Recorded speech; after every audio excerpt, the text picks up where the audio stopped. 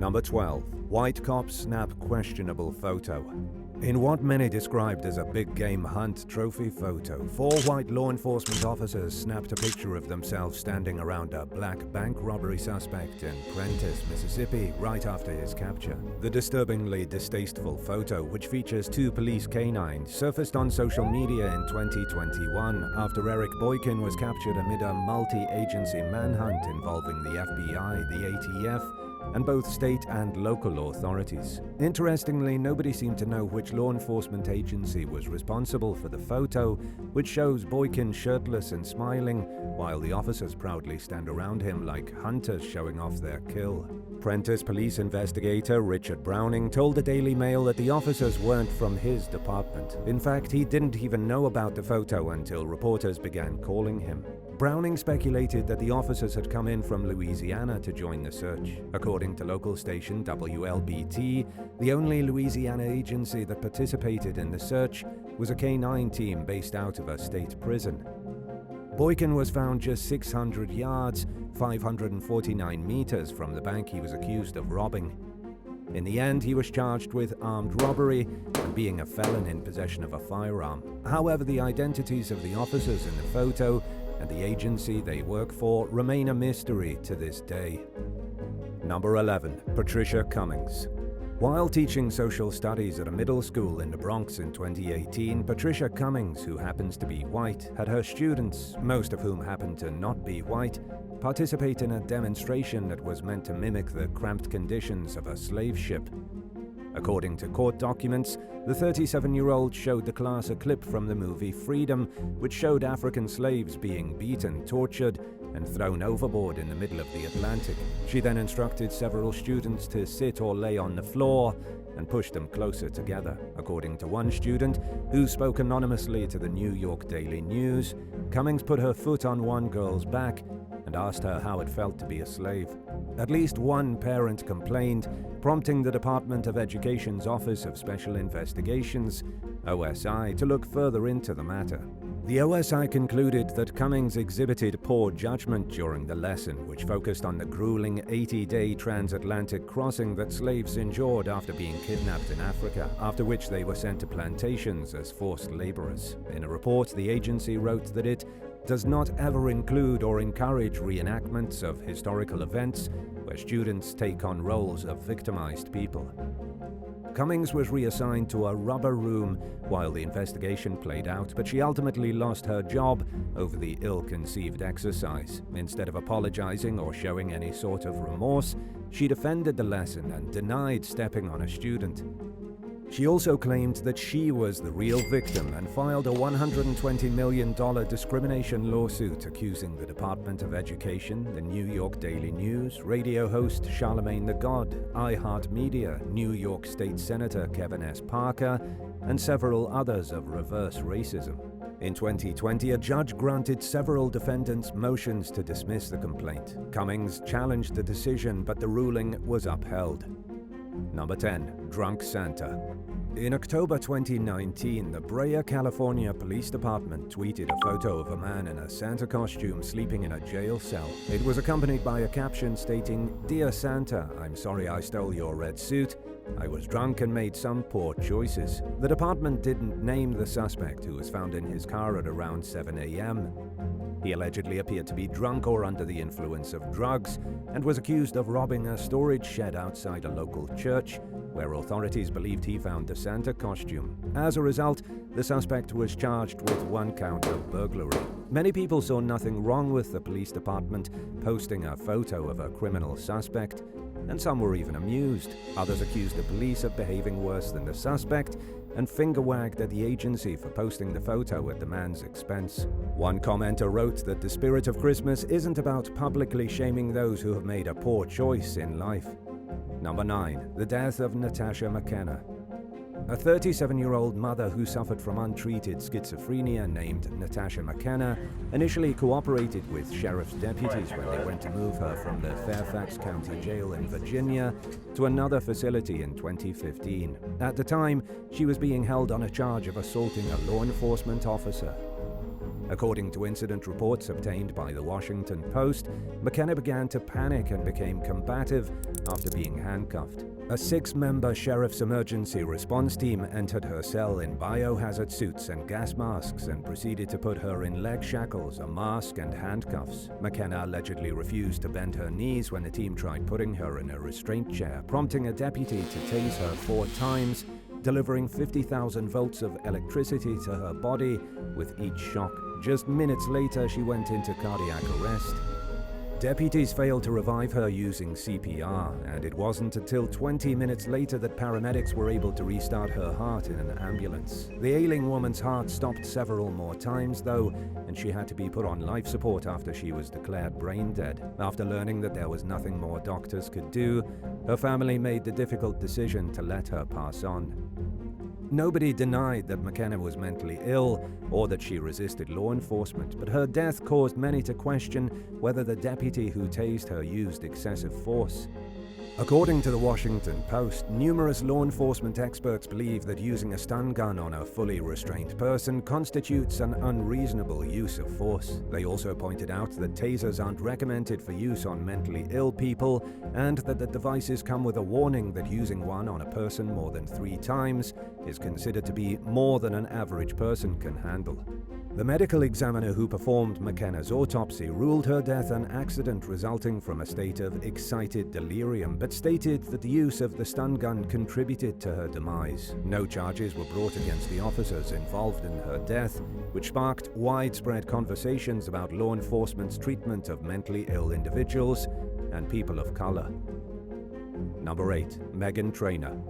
After rising to fame with her first big hit in 2014, American pop singer turned podcast host Meghan Trainor made headlines for her catchy tunes and for proudly embracing her curvy figure. Since then, she's rebranded herself as a shamelessly honest podcaster who eagerly dives into controversial topics with her brother and co-host, Ryan. In April 23, during an episode of their show, Working on It with Meghan Trainor and Ryan Trainor, the pair interviewed controversial influencer Trisha Paytas, who discussed the reasons behind her decision to homeschool her children. Paytas mentioned that she was concerned about bullies and teachers at public schools, and Trainor responded with a 2-word statement: F teachers.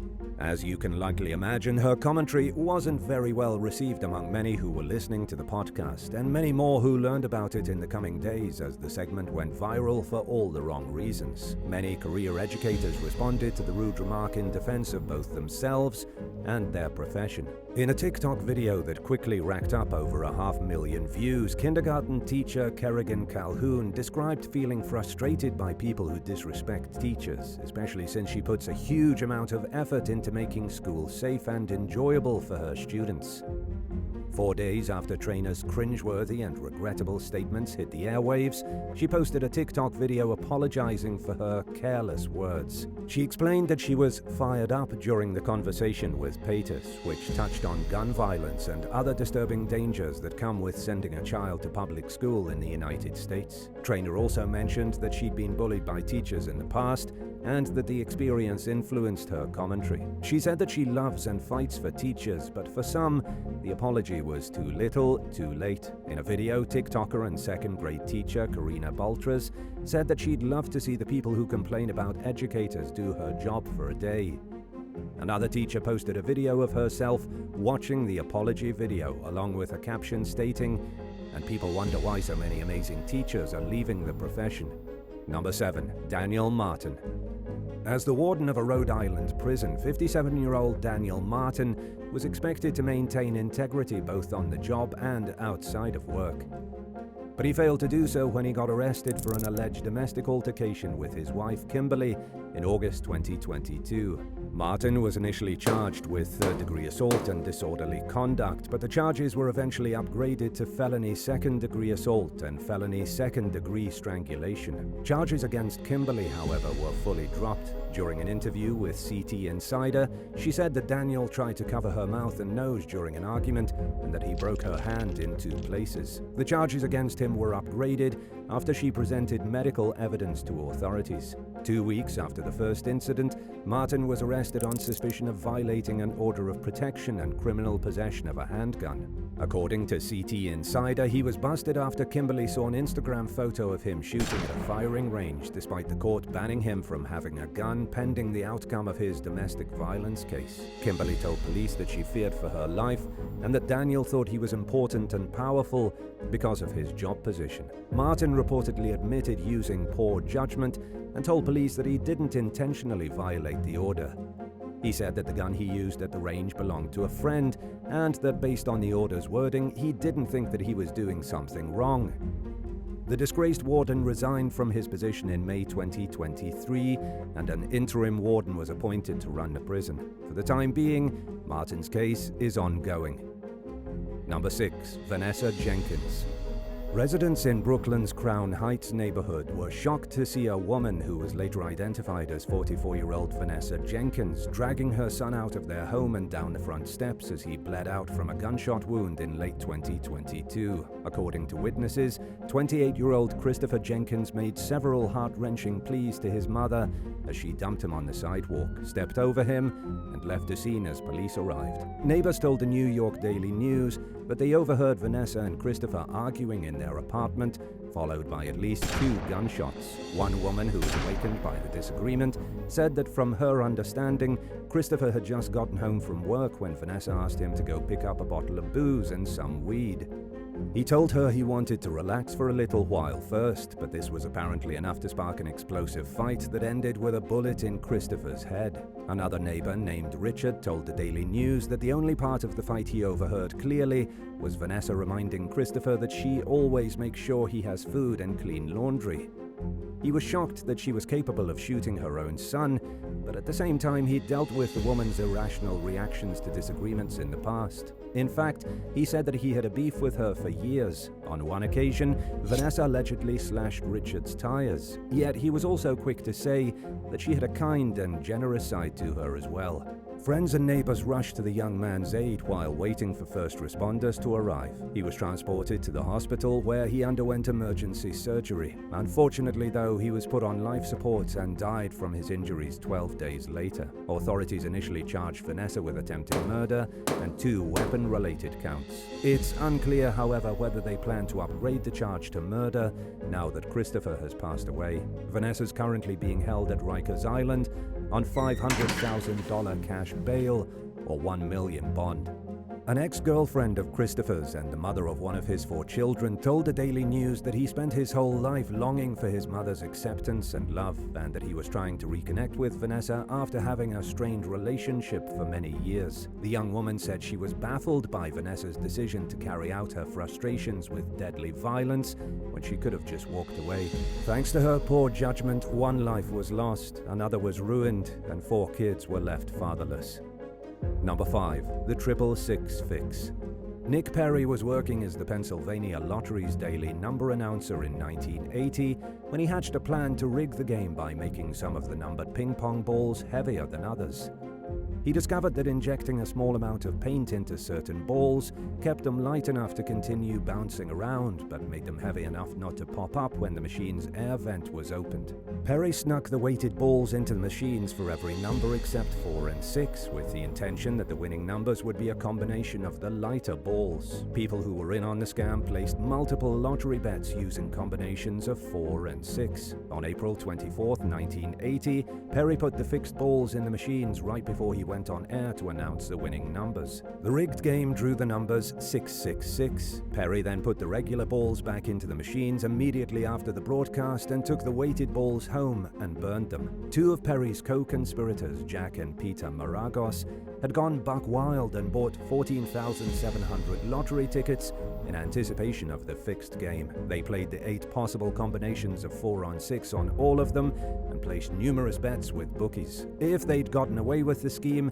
they would have received a $1.8 million payout. But organized criminals were paying attention to the numbers that people played, and when they noticed the heavy betting on combinations of 4 and 6, they realized that the game had been rigged. Convicted bookie Anthony Grosso told reporters that the numbers were fixed, a claim that was initially dismissed by authorities. However, a closer look at ticket purchases and the suspiciously high number of winners would ultimately prove that Grosso was telling the truth. By then, the Maragos brothers had already told multiple people about the scam and had advised them on what numbers to play. In other words, it was no secret that the game was rigged, and it was only a matter of time before Perry and 7 accomplices were arrested for their roles in the scheme. Perry was convicted of criminal conspiracy, criminal mischief, theft by deception, rigging a publicly exhibited contest, and perjury. He served 2 years of a 7-year prison sentence and spent 6 months in a halfway house before re-entering society. Despite the obvious evidence of his guilt, he never admitted to his involvement in the so-called 666 fix. The Maragos brothers avoided prison time in exchange for testifying against Perry, and 4 other conspirators received sentences of 2 years or less. If you had information or knowledge that gave you an unfair advantage in a gambling game, would you place your bets guilt-free, or would you do the morally right thing and not participate? Why or why not? Tell us what you would do in the comments. Number 4. Betsy Hallahan. Betsy Hallahan left her apartment in White River Junction, Vermont one afternoon in April 2023 to pick up food from a local restaurant and meet with her roommate, Alan Swayze, for a picnic dinner. While walking to their planned meeting location at a park, she took a shortcut through a rail yard. She tripped and fell on a set of tracks, and by the time she rose to her feet, a freight train was barreling right toward her. She later told Valley News reporter John Upman that the next thing she remembered was seeing police and emergency responders all around her. Paramedics cut her clothes off, loaded her into an ambulance, and rushed her to the hospital.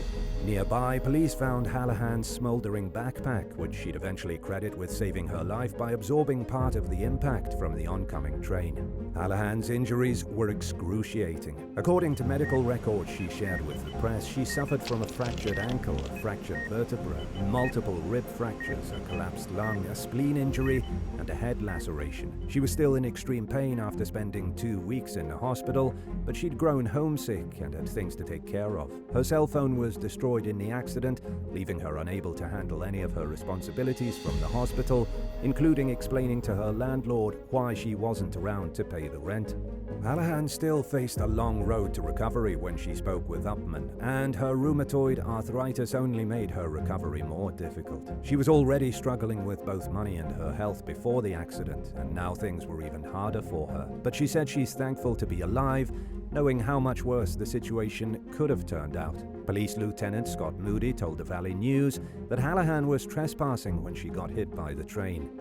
But considering the circumstances, law enforcement decided that it would be inappropriate to criminally charge her. Moody further noted that Hallahan is already paying a steep personal cost for the poor judgment that led her to walk on the tracks. Number 3. Nicolas Cage. At the height of his career, actor Nicolas Cage was a household name who was worth around $150 million. By 2014, he'd blown most of his fortune on eccentric and frivolous purchases, including 15 residences, each worth millions of dollars, an uninhabited island in the Bahamas, a 9-foot-tall, 2.7 meters burial tomb in the shape of a pyramid, shrunken pygmy heads, a pet octopus, the former Shah of Iran's Lamborghini, an original copy of the first Superman comic, and a 70-million-year-old dinosaur skull that turned out to be stolen. Rumors about Cage going broke and owing millions to the IRS began to circulate, and the offers from Hollywood's big-name producers were no longer coming in. He began taking on a large number of roles in straight-to-video movies, sparking further speculation that he was scrambling to pull himself back from the brink of complete financial ruin. And that's pretty much what was happening, according to Cage, who finally addressed the gossip in an interview with GQ magazine in early 2022. He admitted that he was being contacted by creditors owed the IRS $6.3 million, and could barely afford the $20,000 per month that he was paying to keep his mother out of a mental hospital. At times, some of the people in Cage's life recommended filing for bankruptcy, but he was determined not to. He told GQ that he never took an acting role that he didn't stand by, but his desperation to get out of the financial mess he'd created was admittedly a factor. In 2020, he finished paying off his debts, and he's now reportedly worth around $25 million. It may be just a fraction of what he once had, but he could have ended up much worse if he hadn't gotten his life together when he did. Number 2. Toronto mayors. In 2013, the Canadian press went wild, reporting on a rumored video of Toronto Mayor Rob Ford smoking crack cocaine. Ford denied the allegation, but the city's police chief announced several months later that the video had been seized during an investigation and that it did, in fact, show Ford smoking crack. The news made international headlines as Ford issued an admission of guilt, claiming that he may have tried crack at one point in time, but that he wasn't an addict or a habitual user of the drug. Authorities banned the press from publishing the footage. In the meantime, Ford eventually owned up to having a problem and went to rehab, but managed to avoid criminal charges. He also refused to resign from his position as mayor, although most of his responsibilities were delegated to the deputy mayor. Ford opted not to seek re-election amid the chaos of the scandal and a cancer diagnosis. He lost his battle against the disease in 2016. 5 months after his death, the profanity-riddled crack-smoking video was finally released to the public. The move came after the court's decision to drop an extortion charge against Ford's friend, accused drug trafficker Alexander Lisi, for his efforts to retrieve the video from the people who allegedly filmed it. After leaving his position as mayor in 2014, Ford was succeeded by John Tory. He had a respectable reputation, and the people of Toronto breathed a collective sigh of relief knowing he was in charge. Tory went on to be re-elected twice, but his third term was cut short in early 2023 when the Toronto Star exposed his months-long affair with a 31-year-old staffer. Tory resigned the next day and apologized to the public, stating that he and his wife of 40 years had spent prolonged periods apart due to the heightened demands of his work during the COVID-19 pandemic. He said that the affair ended mutually after several months and described his decision to get involved in the fling as a serious error in judgment. And now for number 1. But if you want to hear more bizarre and crazy stories, stay tuned after the video for some more content. Number 1. Richard Stulo.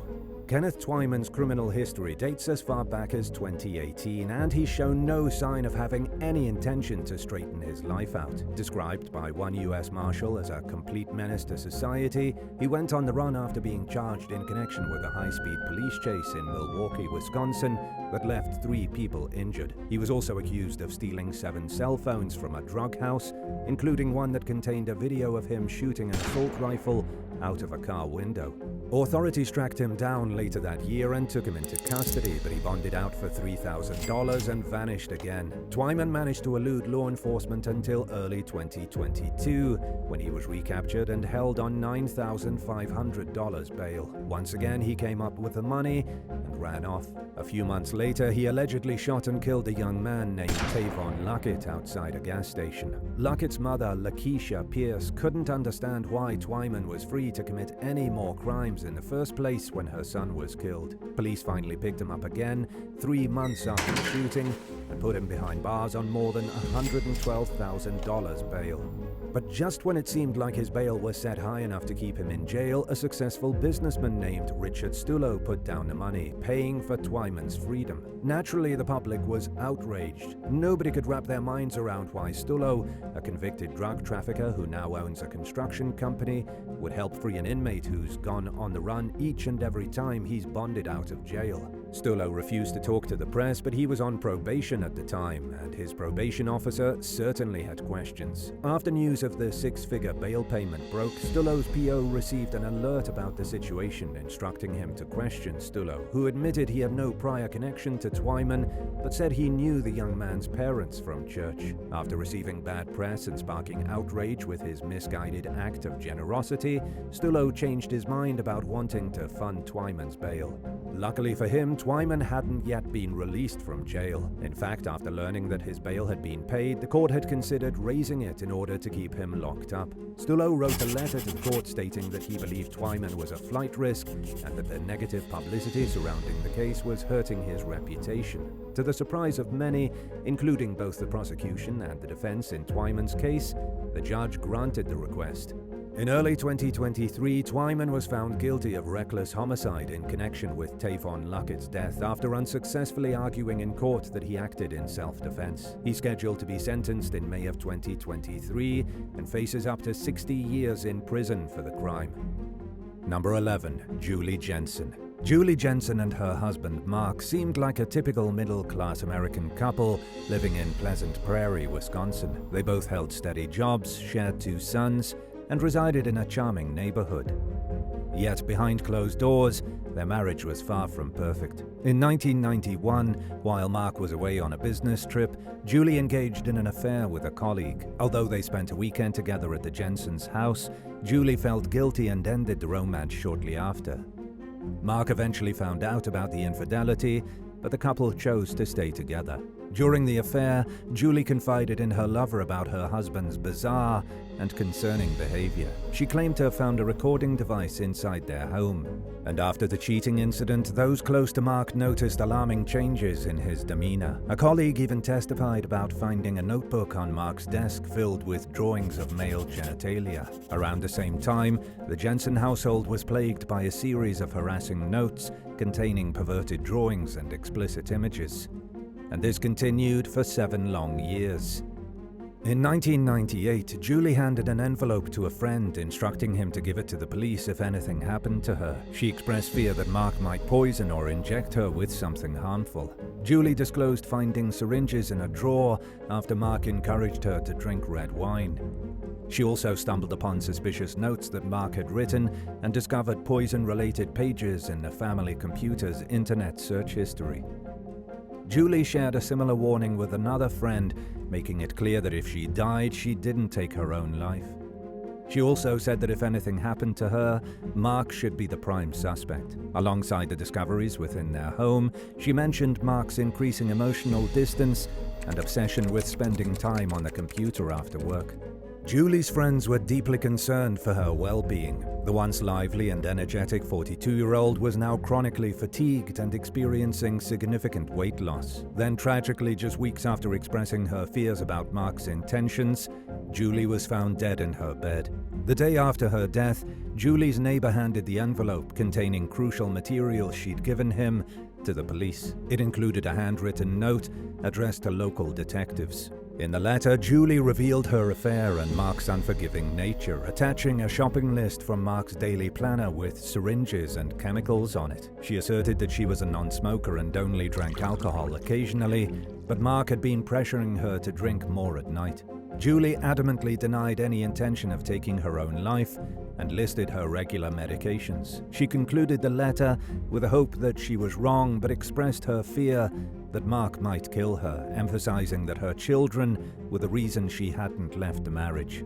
To the shock of many, Julie's autopsy revealed the presence of antifreeze in her system. Mark attempted to pass it off as if Julie had taken her own life, even displaying inappropriate behavior and laughter at her funeral. Soon after, he quickly emptied the house of Julie's belongings, and it was later discovered that he'd been having an affair of his own with a co-worker named Kelly Labonte, which had started several months before Julie's death.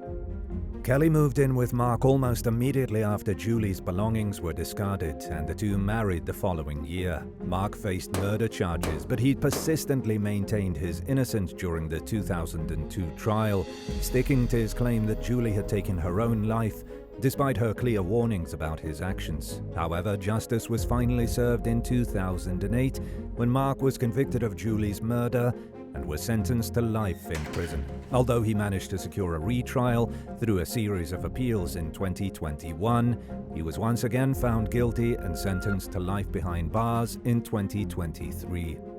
Number 10. Michelle Rowling. In November 2013, 25-year-old Michelle Rowling posted an alarming status on Facebook stating, "If anything happens to me tonight, just let my kids know I love them dearly and tell my mama I love her." At the time, her ex-boyfriend, 25-year-old Montrell Cooper, had just been released from jail after spending several months behind bars for allegedly assaulting her. And beneath the original post, she made an ominous comment about how she'd be gone by the time police arrived. 5 days after Michelle made the post, police were called to her apartment in East St. Louis, Missouri, over reports of a disturbance. Unfortunately, they arrived to find her suffering from multiple stab wounds. Michelle was then taken to a nearby hospital, where she was pronounced dead. By the time police arrived at the scene, Cooper was nowhere to be found. But he turned himself in to authorities 6 days later and was charged with murder. Cooper pleaded guilty to the charge and was subsequently sentenced to 50 years in prison. Family members told local station KTVI that Cooper had threatened to kill Michelle during his time in jail. They said he couldn't accept that Michelle was done with the relationship and wanted to move on with her life. Oddly though, she'd testified in Cooper's favor in a previous assault case from the year before when he was accused of stabbing her in the neck. As a result, Cooper walked free on probation.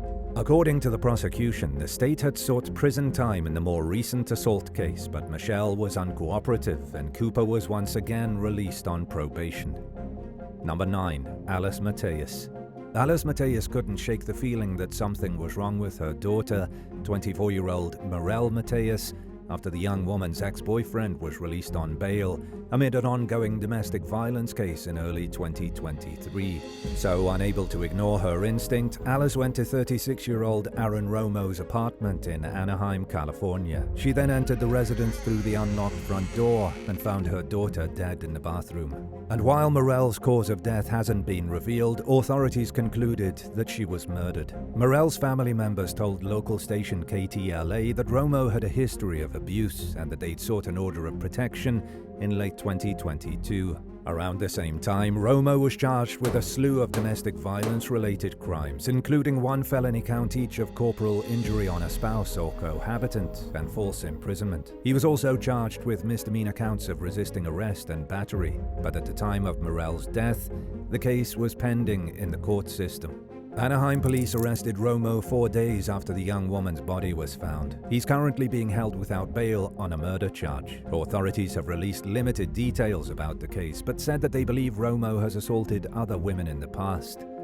They also encouraged any previous victims to come forward. Number 8. Shirlene Wakisaka. It was no secret to Shirlene Van Gundy's daughters, Tammy and Tiffany, that their mother suffered from psychiatric problems. They always hoped she'd find happiness, though, and they thought that had finally happened when Shirlene married a man named Ken Wakisaka during the 1990s. By then, Tammy and Tiffany had relocated to the US mainland, while Ken and Shirlene built a life together in Hawaii. For a while, it seemed like the marriage was going well, but over time, signs began to emerge that things weren't so great between the couple behind closed doors. During a phone call in January of 2000, Shirlene allegedly told Tiffany that Ken had threatened to blow up Tiffany's and Tammy's houses.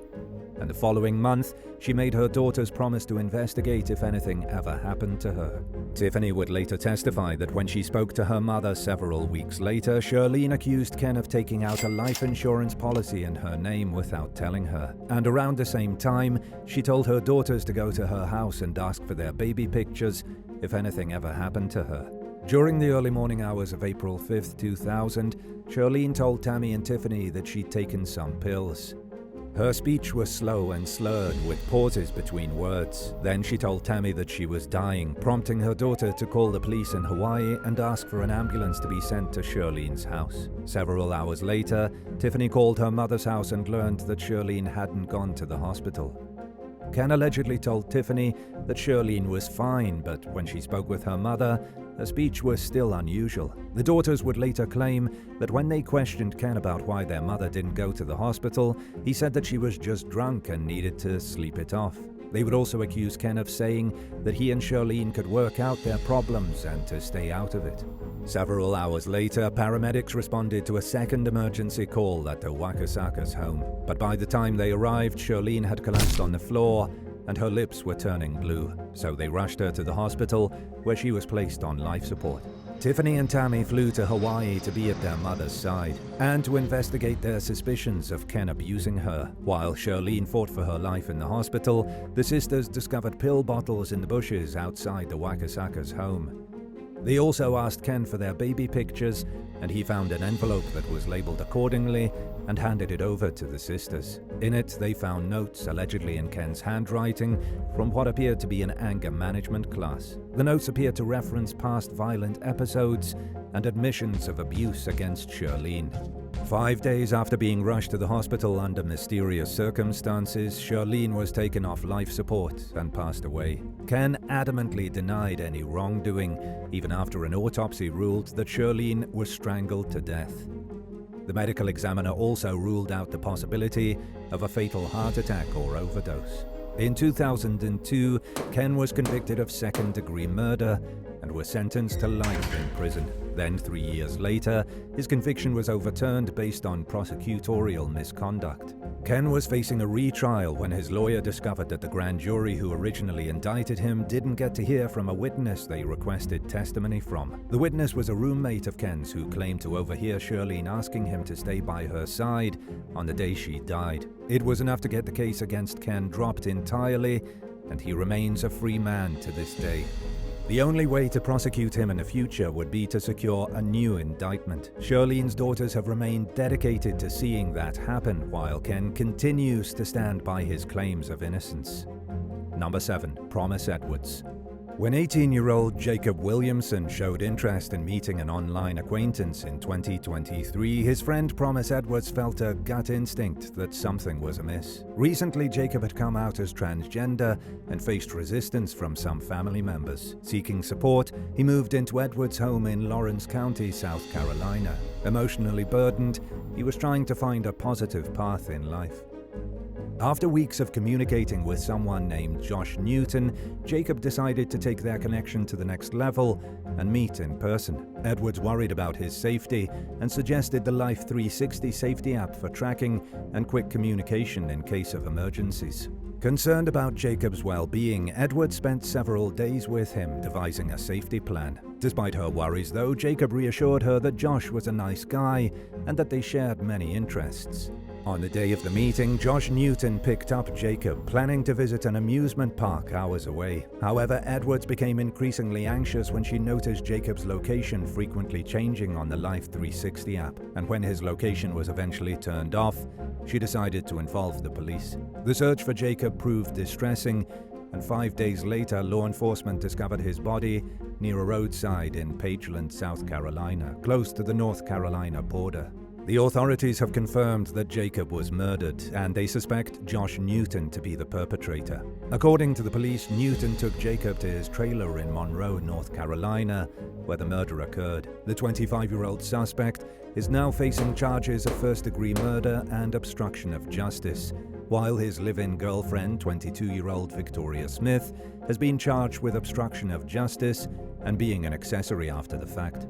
However, the prosecutors have yet to disclose the cause of Jacob's death or the alleged motive behind this tragic and senseless act of violence. Sometimes when a person seems like the perfect match, it's because they're manipulating or deceiving their target. And while others tend to pick up on this from the outside looking in, it's hard to convince a love-struck young person not to dive headfirst into a relationship with someone they may not even know very well.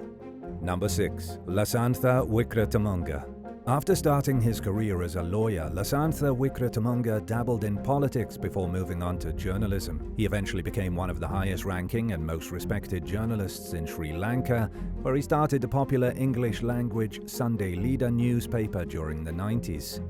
He also advocated fiercely for human rights. At the height of Lalith's career, his level of influence began to scare high-ranking politicians and leaders. The Sunday Leader and other newspapers he founded were highly critical of the government, yet they were some of the country's most popular independent news sources. People were listening to what Lalith and like-minded contributors had to say, and the writer's material exposed high levels of government corruption that those in power didn't want people to find out about. Politicians from various parties tried to win over Lalith's favor by offering him ministry positions, and at the same time, he and others at his publications received death threats over their revealing exposés. Lasantha was tried for libel in 2000 after criticizing the country's president, but he managed to avoid severe penalties. In 2008, then Sri Lankan President Mahinda Rajapaksa allegedly called the journalist up to his office and threatened that he'd be killed if he didn't change the nature of his newspaper's coverage.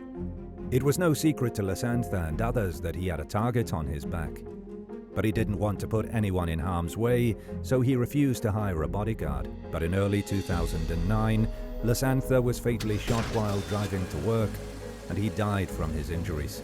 3 days after his death, an obituary that Lasantha had written for himself appeared in the paper.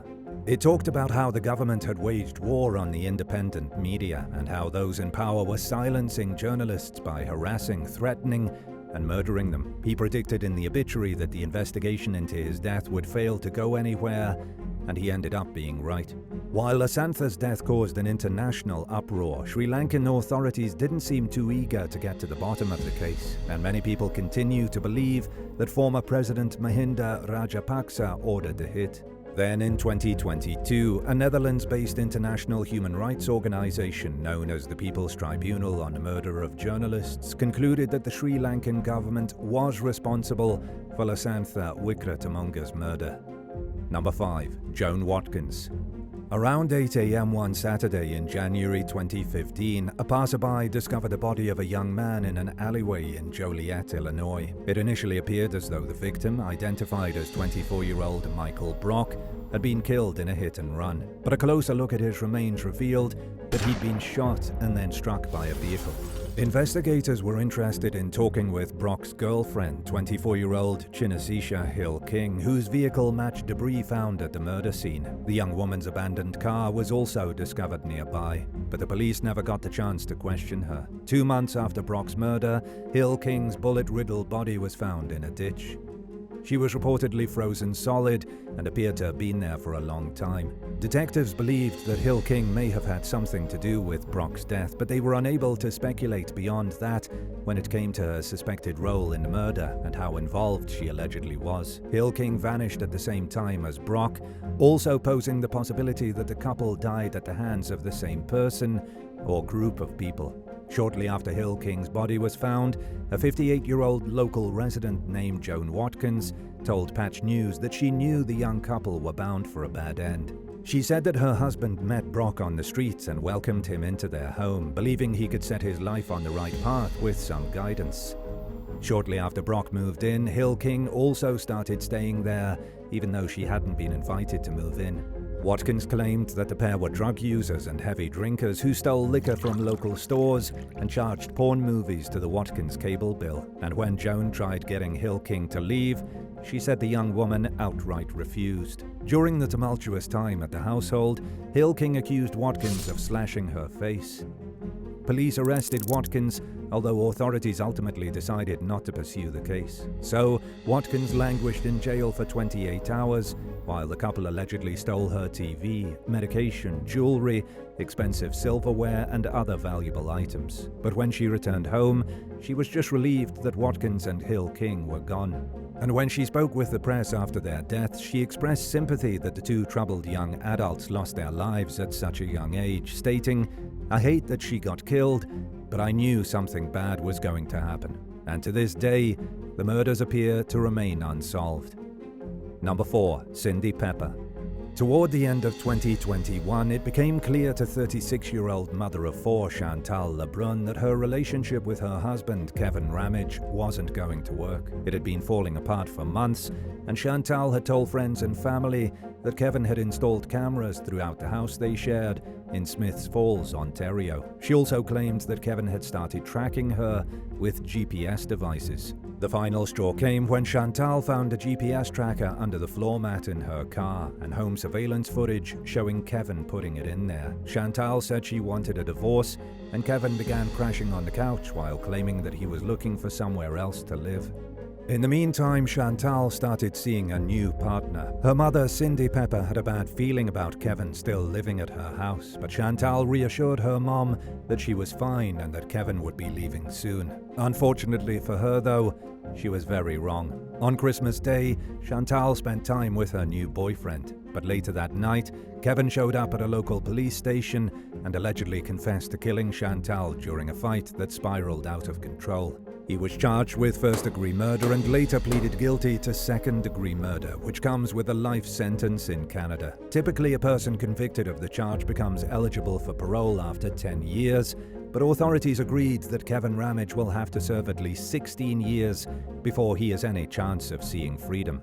Sometimes family members and friends turn out to be right about a loved one's partner being bad news, but they're also wrong a lot of the time. If a majority of the people in your life were suspicious of a partner you considered trustworthy, and they couldn't pinpoint exactly why they felt that way, would you start to reevaluate your relationship, or would you write it off as well-intending but meritless paranoia? Let us know in the comments below. Number 3. Homicidal horror. 26-year-old Annie E. struggled with some issues, but she worked and felt ready to be independent from her seemingly overbearing family. So in 2013, she moved in with her friend Tan Huai Zen and Tan's husband, Pua Hak Chuan, in the Woodlands area of northern Singapore. Annie's family cautioned her against the decision because they thought Tan Hu Zhen was manipulative, and they even tried persuading Annie to stop speaking to him. But she wanted to be on her own, and there was no talking her out of moving. At first, the new living arrangement worked out fine. Tan and Pua allowed Annie to stay with them for free while she got on her feet, and she contributed by helping out around the house. But the harmonious environment was soon overtaken by chaos when bed bugs infested the home. Annie had recently moved in, so Tan and Pua blamed her for the infestation, and the seemingly welcoming hosts suddenly became cruel and highly abusive. The torment began with daily beatings for Annie's alleged bad behavior, which included things like using the shower for too long or supposedly lying. And over time, the beatings became longer and more intense, lasting for up to 2 hours at a time. The couple forced Annie to confess to doing things wrong and promised to change, and they routinely beat her across the backside with a roll of saran wrap so that the injuries wouldn't be visible. But people noticed that something unusual was going on at the home. One neighbor later told Channel News Asia that they'd seen injuries on Annie, including bruises and a swollen face. But they didn't ask Tan and Pua about the young woman's well-being, and they also didn't raise the alarm in any other way. The neighbor was intimidated by the couple, who they said had tattoos and looked like gangsters, and they also felt that they didn't have enough evidence to even be asking questions. They came to regret their decision to stay silent, though, in April 2015, when Annie died from the prolonged abuse she'd suffered at her former friend's hands. Tan and Pua tried claiming that she'd taken her own life, stating that she'd become covered in visible bruises and other injuries simply because she was clumsy. However, an investigation quickly began to turn up signs of horrific abuse, forcing the couple to confess to hurting Annie. In the weeks leading up to her death, she was so weak that she struggled to walk, stand, and breathe normally. She also lost control of her bladder and began urinating on herself. After noticing how close to death Annie was, Tan and Pua decided to take a break from beating her so she could recover. But just 2 days later, they went right back to abusing the young woman.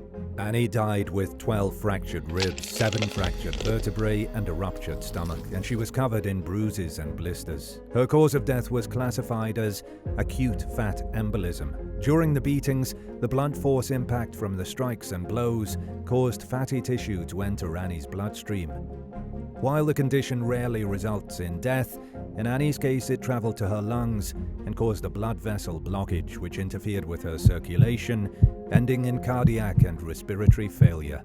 In hindsight, the neighborhood witnessed some of Annie's injuries said that they wished they would have approached her and offered to help, and that maybe it would have saved her life. And while the family had suspected that something bad was going to happen, Annie was an adult and they'd respected her wishes for space and freedom.